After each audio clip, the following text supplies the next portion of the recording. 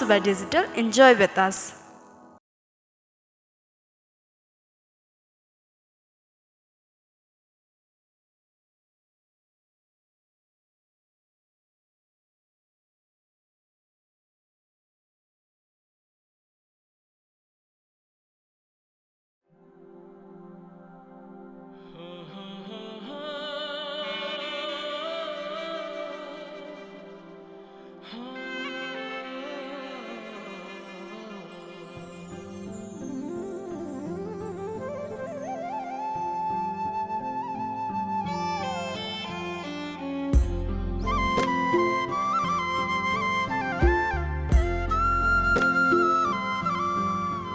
मेरा औला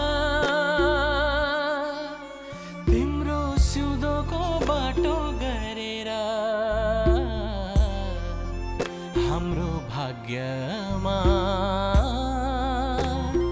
नयाँ आयाम थपोस्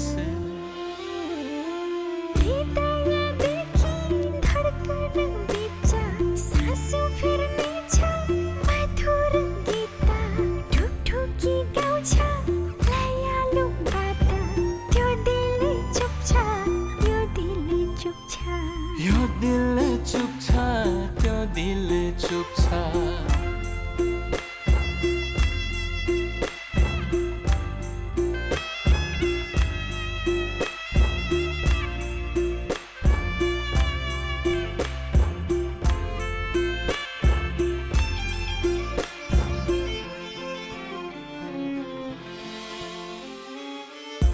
बादलले आकाशलाई आकाशले गोधुलीलाई गोधुलीले घामको किरणलाई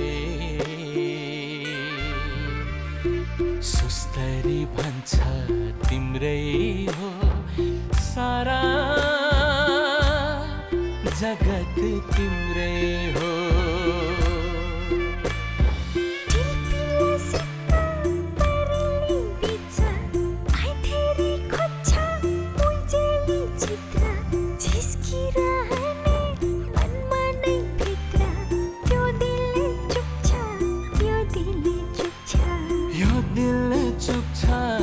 दिल चुप छ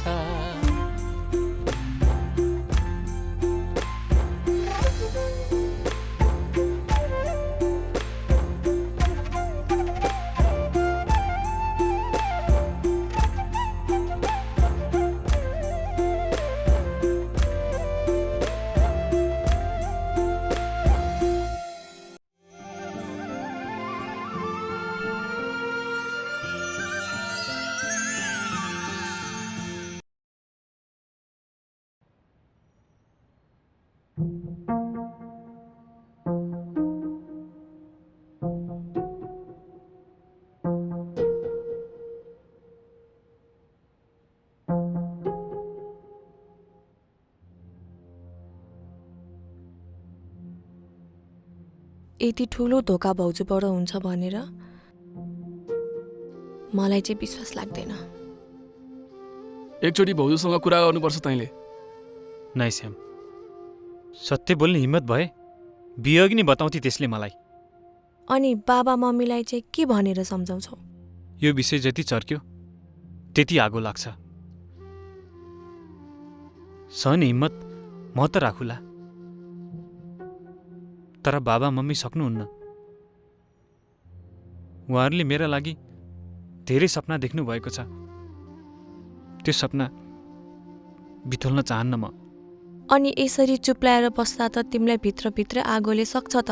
अनि के गर्छौ तिमी? के गरौँ म? तपाईकी बुहारी बिहे अघि नै जुठी रहेछ भनौ? कति धेरै रहर थिए, सबै टुटाएर गई।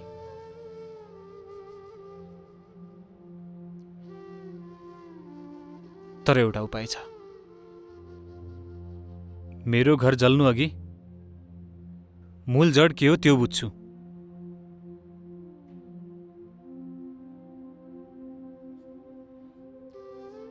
विजयलाई अहिले जे पनि भइरहेको छ त्यो सबै भ्रम होस्।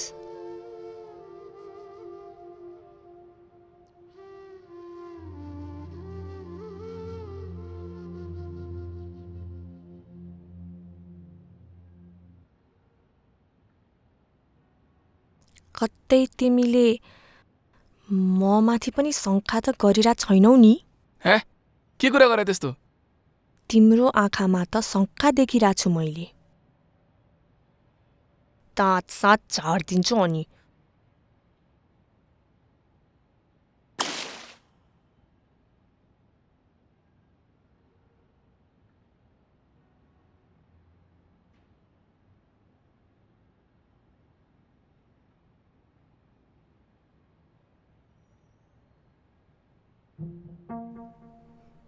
खाना खाने होइन?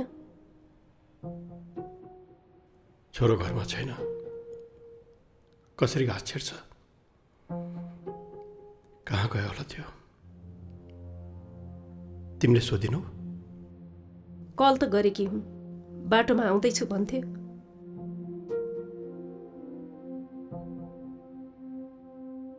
कति माया, कति स्नेहले हुर्काएको छोरो थियो।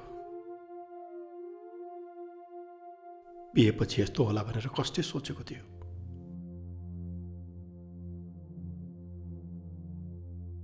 भित्रभित्र यसरी मकिँदा कति गाह्रो भएको होला।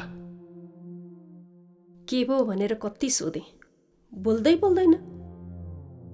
बच्चा खेर गएपछि हो ऊ बदलेको। कतै बच्चाले त उसको सह लगेन। के बासी कुरा गर्छौ तिमी? उसले मन पराएको उसको इच्छा अनुसार बिहा गर्दै हो।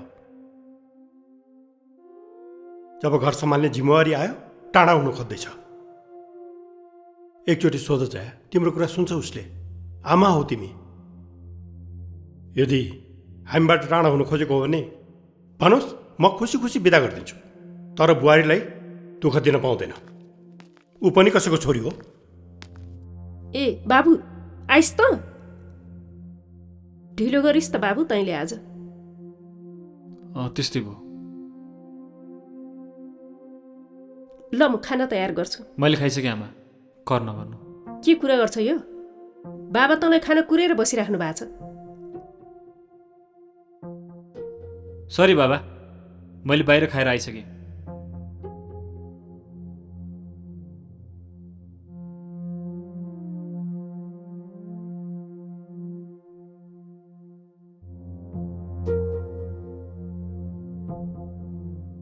अफिसको समस्या बताउने समय हो यो? मेरो प्राइभेट लाइफ छ कि छैन? अरू कुरा थाहा छैन मलाई। भोलि म आउँदा मेरो टेबलमा डकुमेन्ट चाहिन्छ।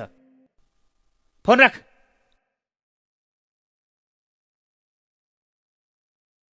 खाना त तँ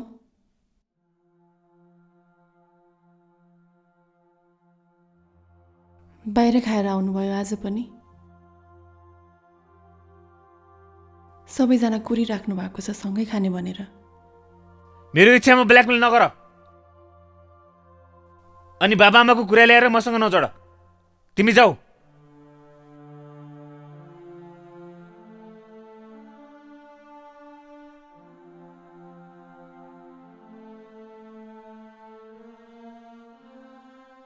हर्क, त्यो डकुमेन्ट मसँग छ, म भोलि ल्याइदिन्छु।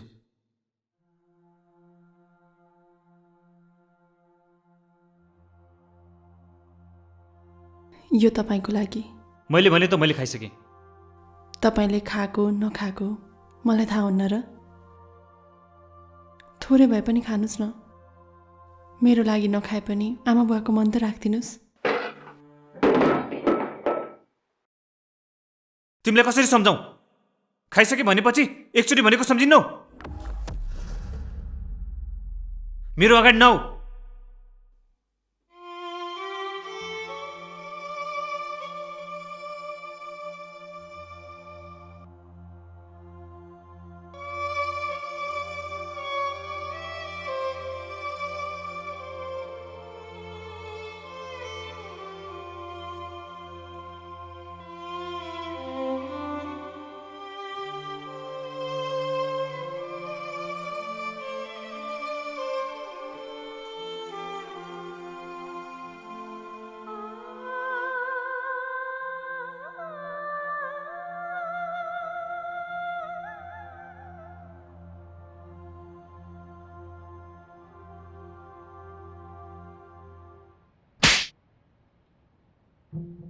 किन त बुहारीलाई दुःख दिन्छस्? किन सताउँछस् उसलाई? तेरो बुद्धि त छ? त्यता होइन, यता हेर। मैले तँलाई दुध खुवाएको छु, त्यही दुधको ऋण सम्झेर भन् त, किन त बदलिएको यसरी? प्रेसरको बिमारी छन् तेरा बाउ। तेरो कारणले रातभरि सुत्न सक्नुहुन्न। कति दुःख दिन्छस् हामीलाई। तैँले गर्दा घर नै अशान्त भइसक्यो। त आफै भन् त, के गरौँ हामी?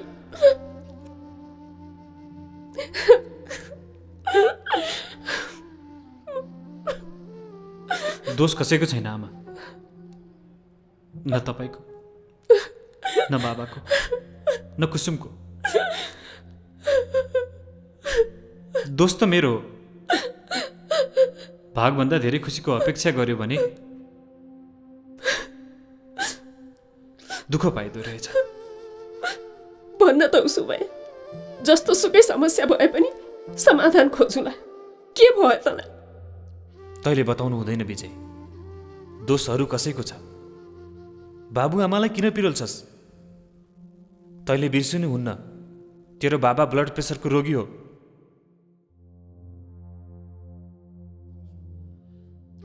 विश्वास गर्नुहोस् आमा, मेरो कारण तपाईँहरूलाई कुनै पनि पीर पर्न दिने छैन। मलाई केही पनि भएको छैन। हुनसक्छ अफिसको तनावले अलि डिस्टर्ब भयो होला। मेरो भुल भयो आमा, तपाईँ आराम गरोस्।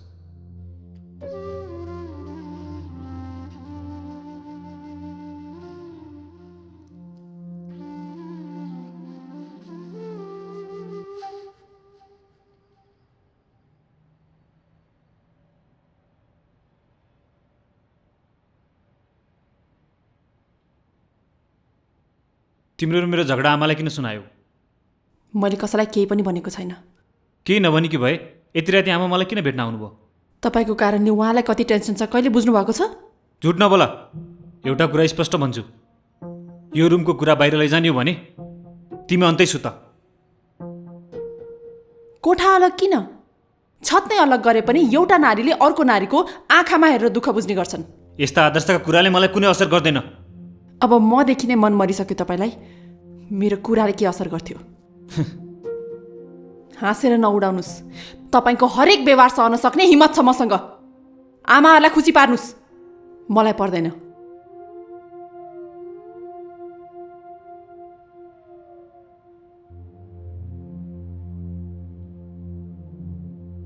खाल्डोमा हालेर खुसी पार्ने कुरा गर्दैछ। धोकेबाज। एउटी केटी, त्यो पनि अरू कसैको रगत। पराईको चिन्तामा आफूलाई जन्म दिने बाबुआमालाई किन पिरोल्छस्? अब उहाँहरूलाई हेर्ने दिन आएपछि त किन बिग्रिँदैछस्? तेरो अलिकति पनि बुद्धि त छ? विजय र खुट्टा दुखेको भए खुट्टा काट्ने होइन, काँडा झिक्नुपर्छ। यसै पनि तेरो घर कुसुमका कारण विचलनमा आएको छ। घर डढेर खरानी हुनु अघि काँडा झिकेर फ्याँक विजय। यसैमा सबैको भलाइ हुनेछ।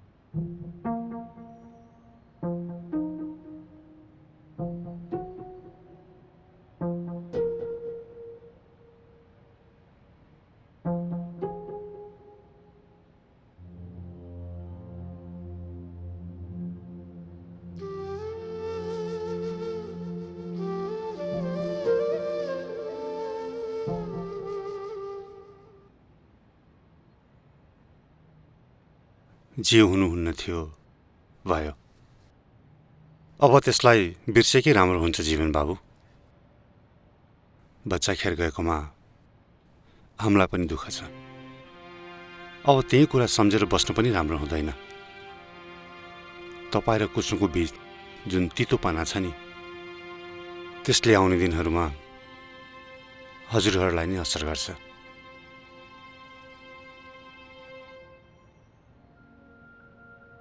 सुन्दरपुर गाउँमा आफन्तहरू छन्। कुरा त्यहाँसम्म पुगेछ।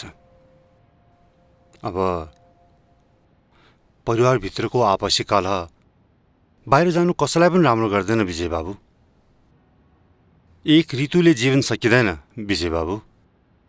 आफूलाई सम्हाल्नुस्। हुन त म यो कुरा फोनमा पनि भन्न सक्थेँ म, तर भेटेरै भन्न मन लाग्यो। जाति नै भयो।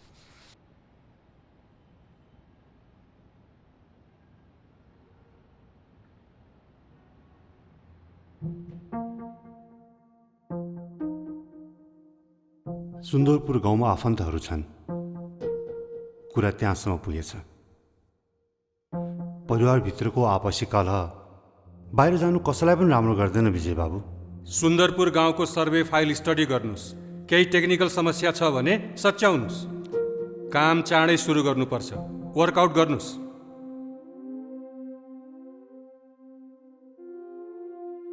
होइन विजयजी, सर्वेको काम लिएर गाउँतिर जाने भनेपछि तपाईँको दाँतबाट पसिना निस्किन्थ्यो। यसपालि त आफै कसिनु हो, होइन के हो कुरो? त्यस्तो केही पनि होइन सर। हामी जति नै सहरको वातावरणमा रहे पनि आखिर मन बिसाउने चौतारी त गाउँ नै रहेछ। ठिक छ, ढिलै भए पनि जाने निर्णय गर्नुभयो, मलाई हल्का भयो। साह्रै तनावमा पो थिएँ म त। ल अब यसो गर्नुहोस्, गाउँमा एकजना रिटायर खरदार छन् हाम्रै कम्पनीका, हरिकृष्णजी। उहाँलाई भेटेपछि तपाईँलाई सजिलो हुन्छ। तर एउटा कुरा, बुढा अलिक कान कम सुन्छन्। झन्झट भने त्यति मात्रै हो। हुन्छ सर, त्यो पनि सुहाउला। ल, all the best. Thank you sir. विषयको व्यवहार म प्रति राम्रो छैन बाबा। मलाई एकदमै गाह्रो भइसक्यो। न भत्किन सक्छु न सम्हालिन।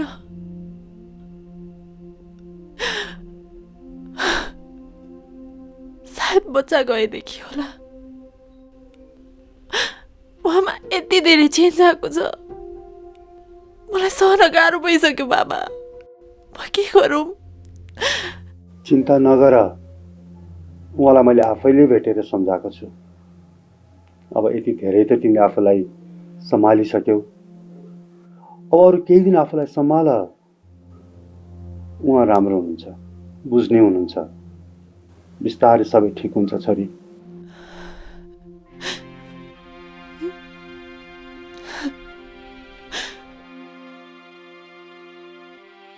सधैँ सोचे जस्तो जिन्दगी हुँदैन विजय।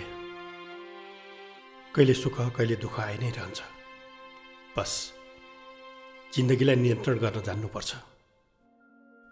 भनिन्छ नि, जाने जिन्दगी फुल हो, नजाने जिन्दगी भुल हो।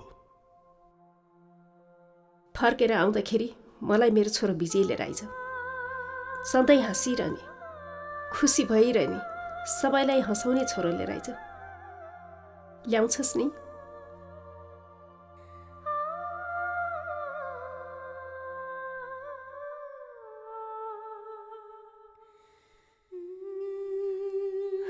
ल अब धेरै इमोसनल नहो, बरु चिया खाऊ न। हुन्छ।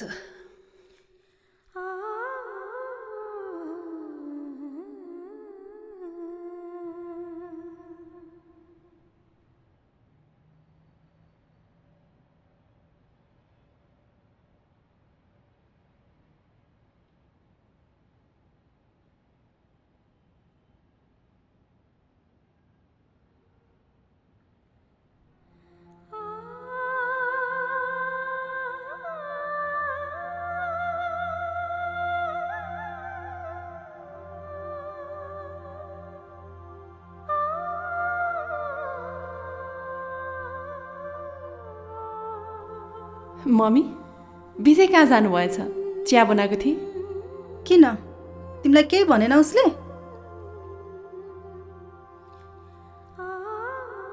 सर्वेको कामले भर्खरै गाउँ निस्क्यो। उसले त तिमीलाई भेटिसक्यो भन्थ्यो। होइन के गरेको यसले? कस्तो फटा रहेछ। मलाई केही नभन्दा उहाँलाई हल्का हुन्छ भने त्यो पनि ठिकै छ। हरेक व्यवहार सहने पानी परिसक्यो मम्मी मलाई। ए बतास कम्पनीबाट इन्टरभ्यूको लागि कल आएको थियो। के गरौँ मम्मी? हुन्छ हुन्छ जाऊ, गएर पास भएर आऊ। हाम्रो आशीर्वाद छ। बच्चा नहुन्जेल काम गर, त्यसपछि सोचौँला। हस्।